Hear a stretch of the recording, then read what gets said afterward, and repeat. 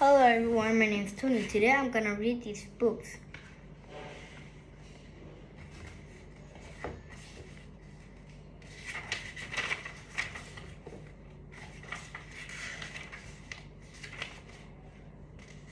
One summer day in Frog Creek, Pennsylvania, a mysterious treehouse appeared in the woods. It was filled with books. A boy named Jack and his sister Annie found the treehouse and soon discovered that it was magic.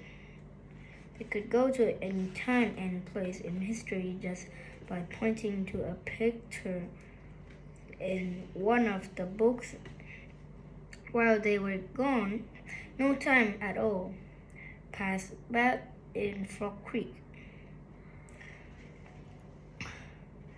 Jack and Annie eventually found out that the treehouse belonged to Morgan Le Fay, and a magical librarian from the legendary realm of Camelot. They have since traveled on many adventures in the magic treehouse and complete many missions for both Morgan Le Fay and her friend Merlin the magician. Now, Merlin needs Jack and Annie's help again. He wants them to travel through time and learn secrets of greatness from 4 people who are called great by the world. Jack and Annie have complete 3 of the 4 missions. They took a trip to ancient Macedonia, where they spent time with Alexander the Great and his war horse, Bucephalus.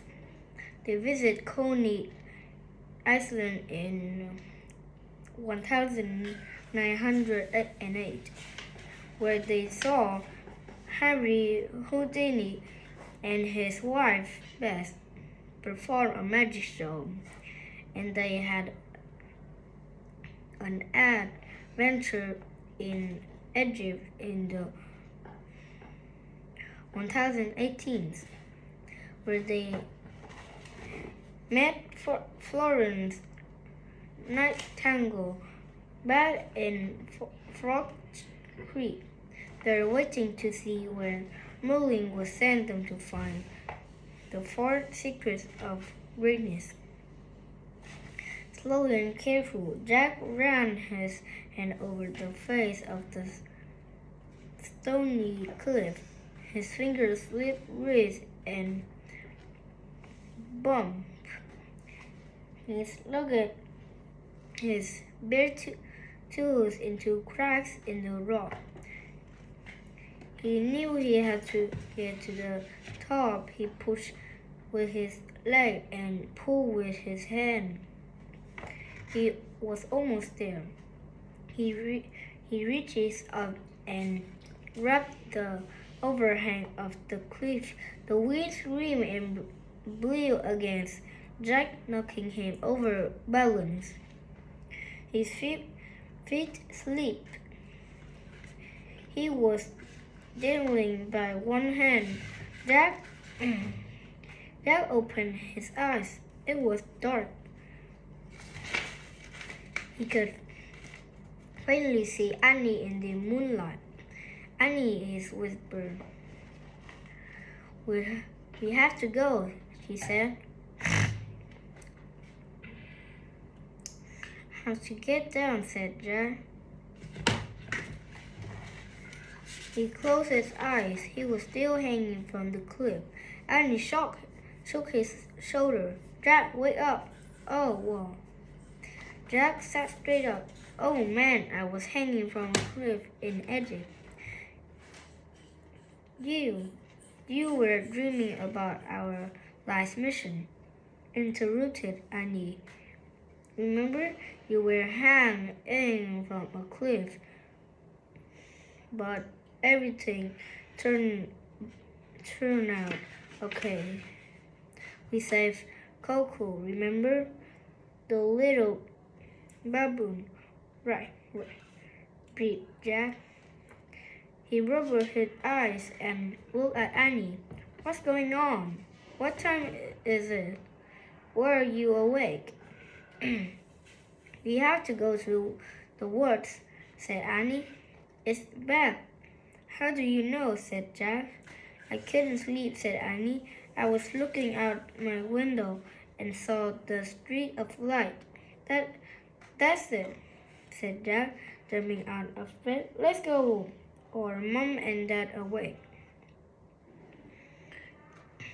No, if we leave now, we'll be back before they get up, said Annie.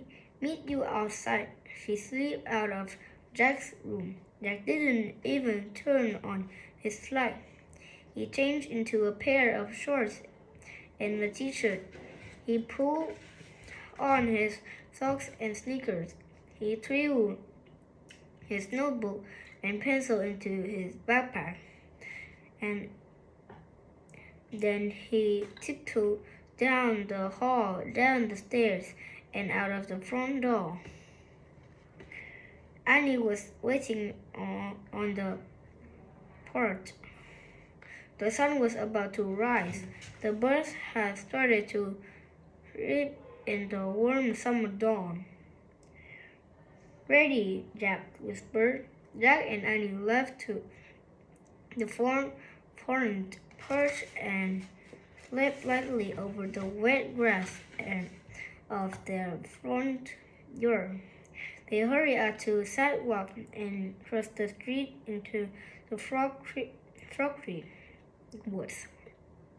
As they walked between the dark trees, the purple-blue skies overhead was growing lighter. Bird song filled the woods. I wonder where we will go today, said Jack. And what will be the secret of the greatness that makes the ring of truth grow? Annie said. Then she began to speak in the dramatic voice, like a TV announcer. What amazing person will Jack and Annie meet today? Jack laughed and spoke dramatically too. And when will they sniff to the mist gathered at first light on the first day of the new moon on the isle of Veldon? And when they do, the great talent will they choose for themselves, said Annie. Jack laughed again and shook his head.